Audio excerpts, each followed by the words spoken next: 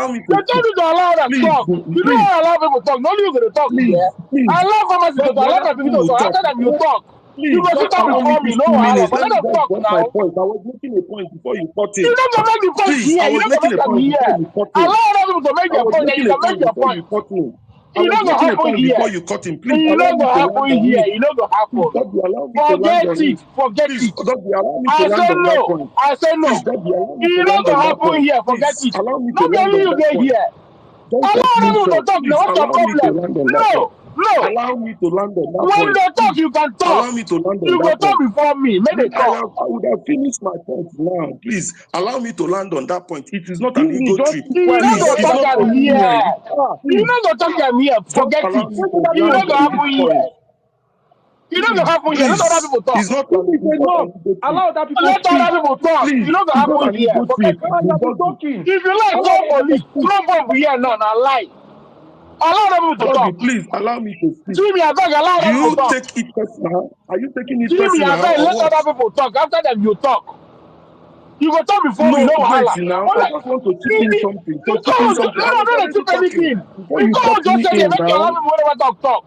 One person talk, you carry mic. You just cut me in. You just cut in when I You was want, Jimmy, speaking. Jimmy, you be fair want to to us marginalize now. other people, Abi? Allow You other want to people marginalize speak. other people? Jimmy, You be want fair to to marginalize other other guys too people? now. No, let other people talk.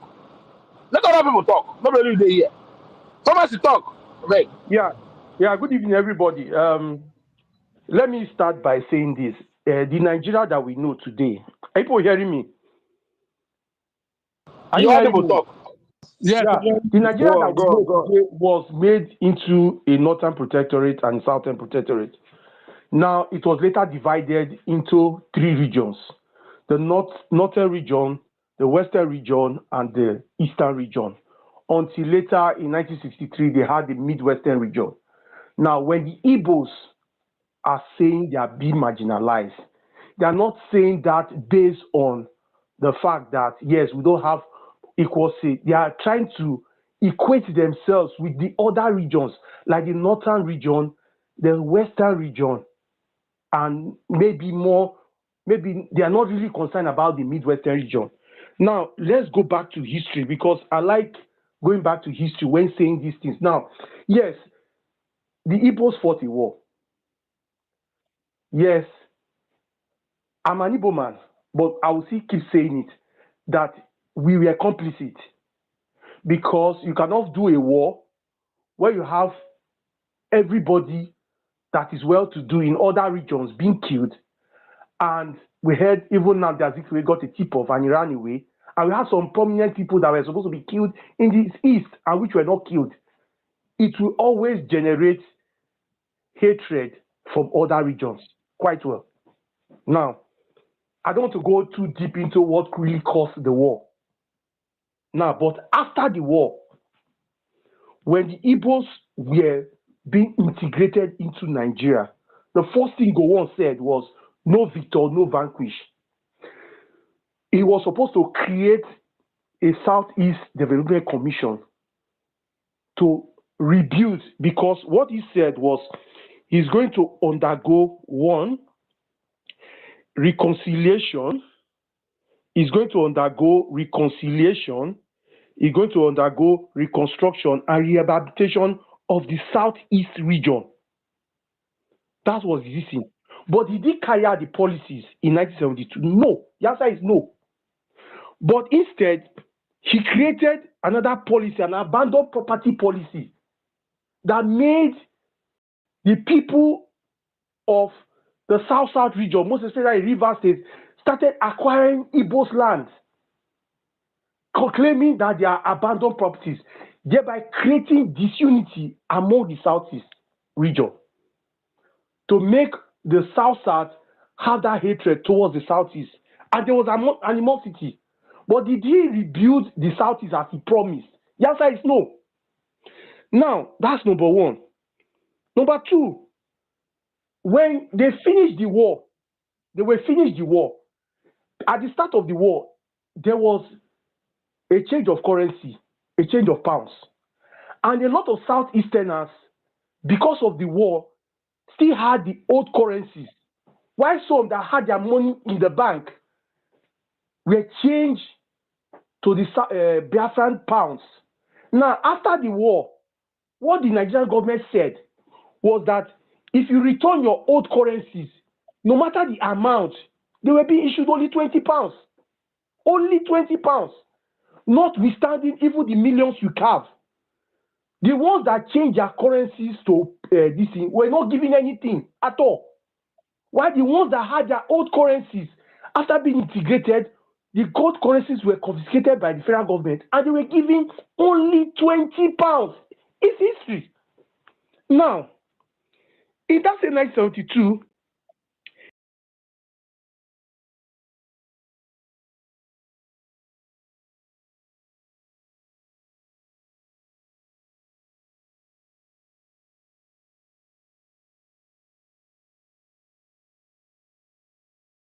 they created the indigenization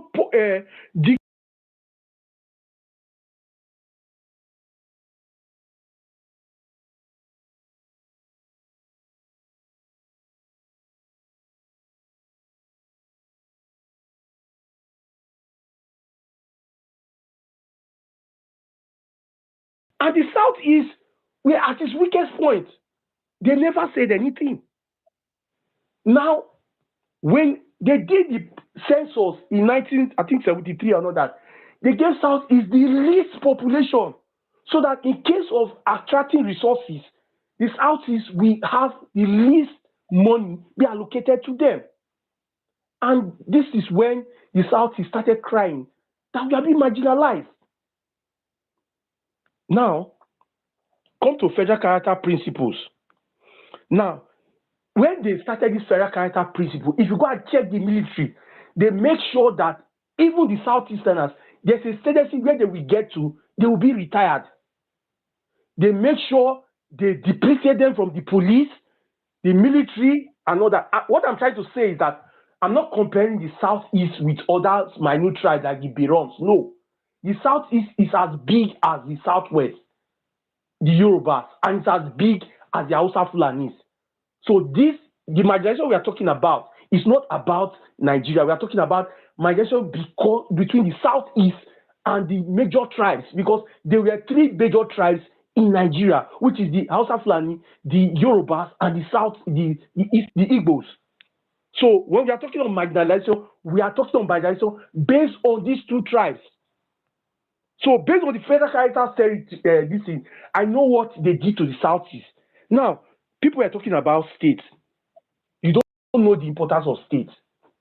Now, we are talking, somebody was saying a Southeast as small as a Southeast has 15 senators. Look, let me tell you the truth. Go to the United States of America. California is far bigger than Maine. California is big. Alaska is bigger than Nigeria. Alaska has 2 senators. Maine has 2 senators. There are 100 senators in the United States of America. Why? Because they want, even as minute as you are, you should have a say in the growing of things. Alaska, California, they are big states. The only thing they enjoy is when they come to electoral college to elect a governor. That's when you see California having, I think, 50-something electoral college, and California and Alaska having bigger ones, about 50-something. But when it comes to representation, you have equal. As small as Maine, they have 2 senators. And we are keep talking about this. What is the job of a senator? To make policies. So when people are saying they allocate money to senators, I laugh. And that is where the corruption comes. Why will you allocate money to a senator? The senator is supposed to come and represent his people. Now, in the Southeast, you have only 5 states. Now, the other states, the Northwest has 7. The Southeast has 5. So if they want to kill a bill from the Southeast, it is very easy, because they only have 3 times 5, which is 15, to speak, and they can kill it. And let me tell you the truth. That is why if you come to the presidential election says that for you to win a presidential election in Nigeria, you would have at least 24 states, which is 2/3. Now, let's come to do the mathematics. Now, if a Southwesterner wants to win an election, if he collects his 6 states from the Southwest, he requires 3 regions to make him a president. which means if he goes to the North Central and picks get 25% in 6 states, go to the South and get 25% in 6 states, he will and maybe go to Northeast or Northwest.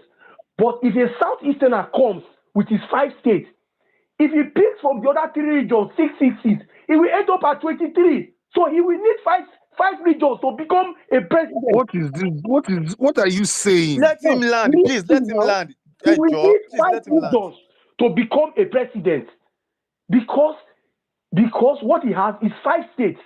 If he picks from 3 regions, that is 18. If he adds it to his 5, it is 23. It's not up to 24. It's not up to 24. So he will need 5 regions. That means there must be 5 regions that will agree to make him to get 25% in 5 regions. And it's a disadvantage. Why other regions can look for 4 people, 3 regions to add.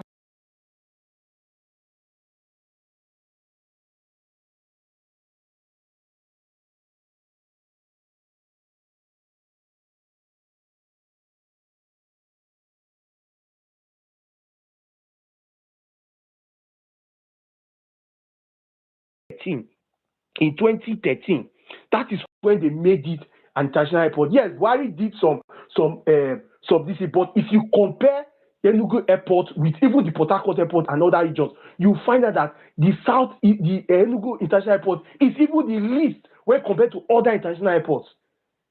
I think even there was a time they wanted to even close it. The organizers shouted that no, if you close it, this can even cause the Southeast to even be angry that you people are even the ones you people gave us, you want to close it for rehabilitation.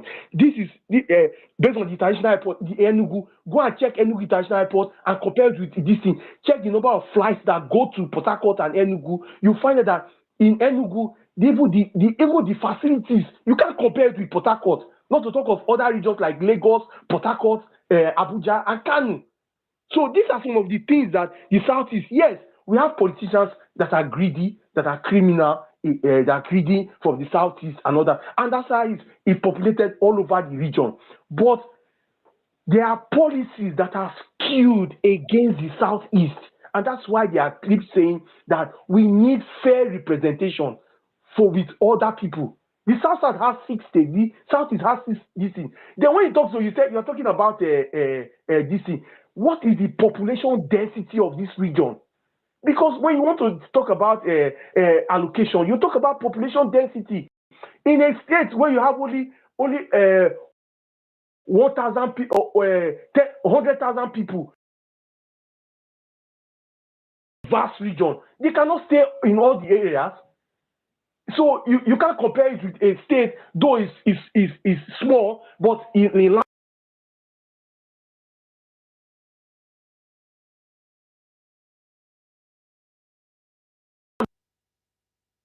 population size is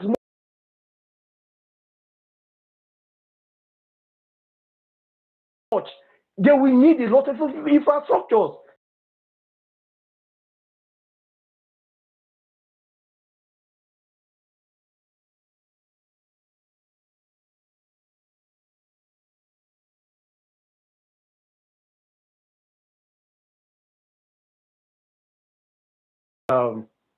In terms of this is like defense, all these things and all that, I think the Southeast is a little still being marginalized. It's just recently that an Ogala became this thing. When Ogala was this thing, he was top in their class, but he has never been given any this thing. It was recently that even Tinubu with it at least made him a chief of naval staff and all that. But during his time, go and check Ogala was the best in his class.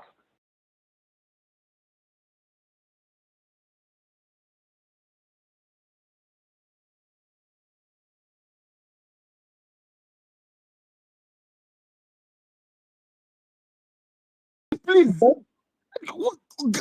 please, Farmer, stop this. Please let him talk Nonsense. now. I'm telling you facts. It's the fact. Let him talk, It's the fact. Make him talk. Talk now.